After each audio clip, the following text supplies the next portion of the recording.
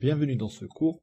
Nous allons voir ici les outils de la famille Join, on va dire. Ils vont nous permettre de faire des jointures et des unions entre fichiers. Donc on va d'abord utiliser l'outil Union pour combiner deux fichiers pour créer un fichier plus large. Ensuite nous allons utiliser l'outil Join pour faire des jointures. Nous allons aussi faire des jointures avec une jointure avec l'outil Join Multiple. On va voir les différences avec l'outil Join. On va utiliser l'outil Find and Replace qui ressemble un peu à la recherche V sur Excel si vous connaissez. Et enfin, on va utiliser l'outil Append Field.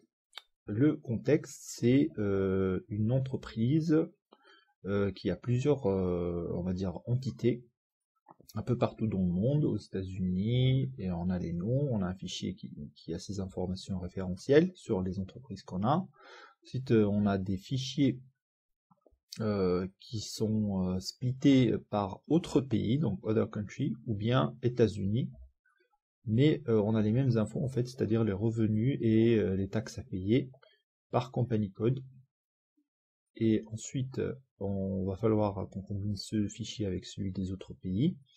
Et enfin, on a aussi des infos liées au taux de change qu'on doit aussi combiner. Et en fait, l'objectif, c'est de créer un fichier qui contient toutes ces informations, fichier plat, qui va nous servir par la suite pour créer des reportings. Je vous invite à vous rendre sur le SharePoint de la formation, dans Documents, télécharger les fichiers suivants, donc il y a 4 fichiers à télécharger.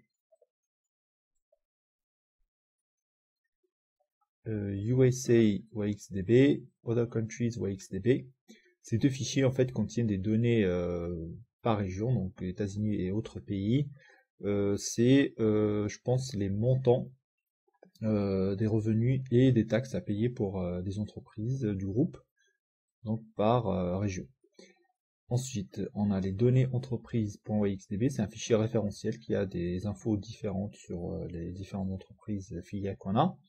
Et enfin, taux de change.yxdb, où on a les taux de change. Cliquez sur les 3 petits points et télécharger.